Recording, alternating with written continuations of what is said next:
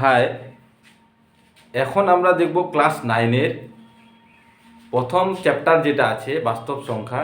সেই বাস্তব সংখ্যার কিছু অঙ্ক দেখব। এর আগের ভিডিওয়ে আমরা দেখেছি যে দুটা মূলদ সংখ্যার মধ্যে একটা মূলদ সংখ্যা কিভাবে বের করতে হয় এবং সংখ্যা রেখায় কিভাবে বসাতে হয়। আজকে আমরা দেখব দুটো মূলদ সংখ্যার মধ্যে একাধিক মূলদ সংখ্যা কিভাবে বের করা যায় এবং সংখ্যা রেখায় বসা যায়।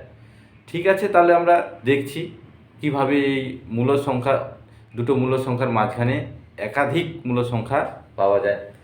তো প্রথম যে অঙ্কটা দিয়েছি এক, আর এটা SW দিয়েছি, এটা আগের দিনের অঙ্ক।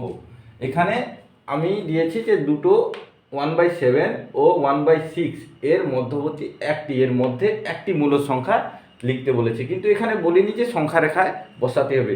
হয় সংখ্যা রেখায় বসাতে বললে সংখ্যা রেখায় বসাবো, আর যদি না বলে তাহলে বসানোর কোনো দরকার নেই। শুধু মূলদ সংখ্যা এদের মধ্যে একটি মূলদ সংখ্যা বের করতে পারলে আমার অ্যান্সার চলে আসবে। তো আমি একটা করে দিচ্ছি, এটা তোমরা নিজে প্র্যাকটিস করে নিবে। তাহলে আমাকে বলেছে 1/7 ও 1/6 এর মধ্যে একটি মূলদ সংখ্যা বের করো। তো এর মধ্যে মূলদ সংখ্যা বের করার আমরা নিয়মটা কি দেখলাম। তাহলে আমি লিখছি 1/7 ও 1/6 এর মধ্যে একটি মূলদ সংখ্যা।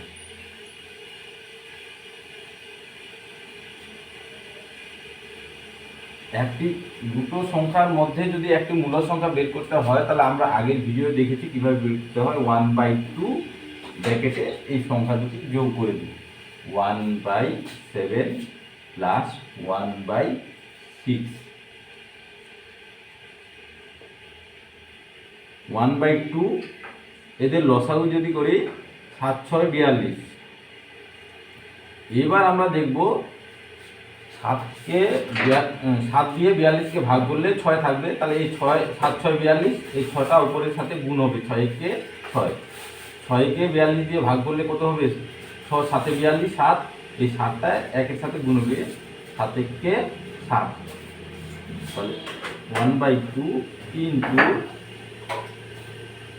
13, 7 আর 6 যোগ করলাম, আর এখানে 42। তাহলে এই উপরের সাথে গুণ করে দিলাম, 13কে 13, 42 দুগুণে 4, 4 দুগুণে 8, 84।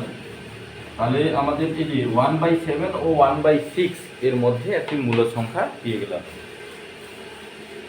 তাহলে ভালো করে বুঝে নিলাম আমরা যে দুটো সংখ্যা যদি বলে তার মধ্যে একটি মূলদ সংখ্যা বের করতে বললে এভাবে আমরা বের করতে পারবো। যদি সংখ্যা রেখা বসাতে বলে তাহলে সংখ্যা রেখায় বসাবো, আর যদি না বলে তাহলে বের করে এই মাঝখানে যে মূলদ সংখ্যাটা পাবো সেটা বের করে দিলেই আমার অ্যান্সার হয়ে যাবে। তাহলে এই পরেরটা যেটা আছে তোমরা SW করে নিও।